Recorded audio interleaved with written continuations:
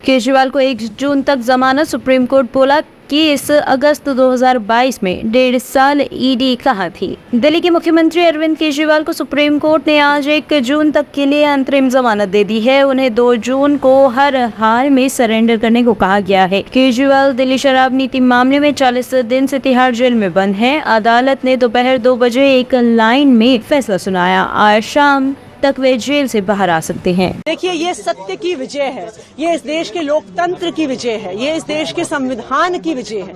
Bharatiya Janata party ने इस देश में तानाशाही खड़ी करने के लिए कोई कसर नहीं छोड़ी है। जिस प्रकार से विपक्ष पे हमला हो रहा है, जिस तरह से ईडी और सीबीआई का प्रयोग हो रहा है, जिस तरह से चुनाव की घोषणा के बाद एक चुने हुए मुख्यमंत्री को जेल में डाल दिया गया, लेकिन मैं सुप्रीम कोर्ट का धन्यवाद करती हूँ कि सुप्रीम कोर्ट सामने आया लोकतंत्र को बचाने के लिए, संविधान को बचाने के लिए।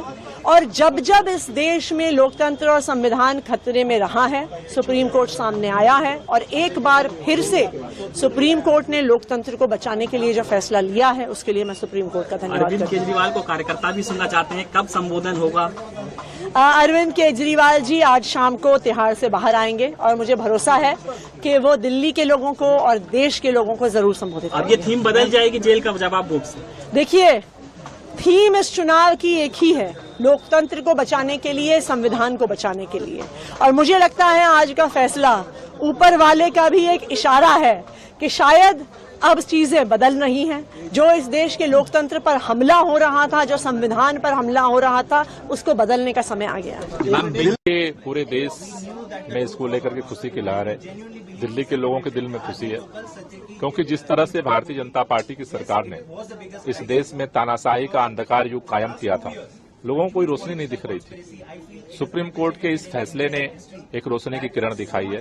इसलिए पूरी दिल्ली, पूरा देश उनका शुक्रगुजार है। हम उनका धन्यवाद करते हैं और हमें इस बात का भरोसा है कि देश में जो इस तानाशाही के खिलाफ लड़ाई चल रही है, संविधान और लोकतंत्र को बचाने की लड़ाई चल रही है, अरविंद केजरीवाल जी के बाहर आने से ये लड़ाई और मजबूत होगी और देश ये लड़ाई जीतेगा। जेल का जवाब? जेल तो तानाशाही का ही प्रतीक है। जेल में जिस तरह से उन्होंने डाला तो तानाशाही तो उनकी जारी है। तो जैसे उसी तानाशाही के खिलाफ अंतरिम बेल भी एक लड़ाई का हिस्सा है।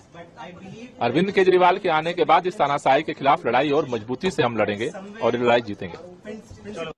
क्या इस कैंपेन को और मजबूती मिलेगी?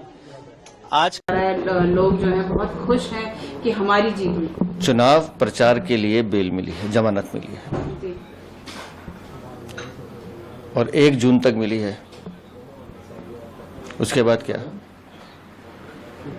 और अंतरिम जमानत मिलना मतलब ये नहीं कि आप अपराध मुक्त हो गए। पैरोल पर भी अपराधी बाहर आते हैं, फिर अपने स्थान पे वापस जाते हैं। और 2014 का लोकसभा चुनाव हमने देखा, तब भी केजरीवाल बाहर थे, प्रचार कर रहे थे, चुनाव लड़ भी रहे थे। 2019 में भी बाहर थे। तो किसी व्यक्ति के आने नहीं आने से चुनाव पे कोई फर्क नहीं पड़ता है। दिल्ली की 7 सीटें भारतीय जनता पार्टी जीतने जा रही है, जनता के आशीर्वाद से और कार्यकर्ताओं के दम पर। जी सर, लेकिन आम आदमी पार्टी इल्जाम थे वो गलत है, इसीलिए जो है उनको, मैंने कहा ना, अंतरिम जमानत दी है माननीय न्यायालय ने, अपराध मुक्त नहीं किया है। जो सत्य है वो सत्य यही है कि 100 करोड़ से ज्यादा का घोटाला शराब घोटाले में किया गया, जिसके सूत्रधार माननीय मुख्यमंत्री हैं। तो सत्य थोड़ी देर के लिए बाधित हो सकता है, पराजित नहीं होगा। हम भी यही कह रहे हैं।